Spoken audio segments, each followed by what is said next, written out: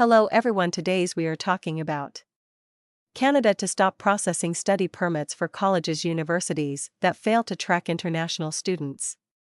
Canada's government to cast greater onus on higher educational institutions for student-related compliance.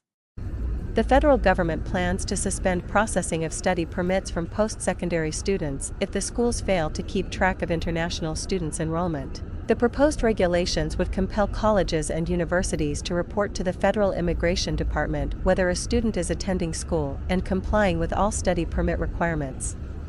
The move is part of recent attempts to restore confidence in Canada's international student program. Canada to halt study permits if DLis fail compliance. IRCC and DLis enforce stricter monitoring. New permits needed for switching schools. Aim to prevent scams like Brijesh Mishra's. Housing, healthcare strain, and Indian student decline led to a 2-year intake cap, limiting 2024 permits to 3.6 lakh. 10 lakh international students in 2023. Comments open until July. A proposal in the Canada Gazette has announced the federal government's plan to halt processing of study permits for post-secondary international students if the educational institutions fail to monitor enrollment of such students, their attendance, and compliance with study permit conditions. A proposal in the Canada Gazette has announced the federal government's plan to halt processing of study permits for post-secondary international students if the educational institutions fail to monitor enrollment of such students, their attendance, and compliance with study permit conditions. The administration of the International Student Program is a shared responsibility between the Immigration, Refugees and Citizenship Canada, IRCC, which is the immigration agency of the federal government, and Canada's provinces and territories. Regular compliance reporting to IRCC by the designated learning institutions, DLis, and also a rule for time-bound submission of replies in case of inquiries and requests is built in the proposal. Compliance requirements have also been cast on international students in certain instances. The proposed changes are meant to strengthen the educational sphere, to prevent international students from falling victims to scams, and also to ensure that a study permit is not viewed as a backdoor entry to work in Canada. Last year, hundreds of students, majority of them hailing from Punjab, were adversely impacted owing to the fraudulent act of a middleman, Brijesh Mishra. These students had arrived in Canada between 2017 and 2019. Investigations by Canadian authorities revealed that the letters of offer of admission to Canadian higher education institution that was required for a study permit in Canada were fake. On arrival in Canada, these students were asked to shift to another college and not the one on the basis of which they had got the study permit and gained entry into Canada. The irregularities largely came to light when the students tried to gain permanent residency.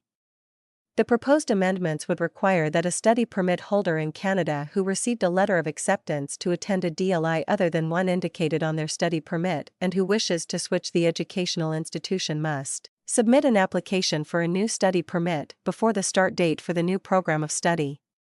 Canada to stop processing study permits for colleges, universities that fail to track international students. As long as the student remains in Canada and complies with all other conditions of their study permit. The proposed regulatory amendments apply exclusively to post-secondary DLis and post-secondary international students.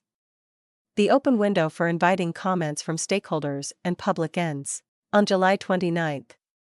The number of international students in Canada had hit a little over 10 lakh as of December 2023.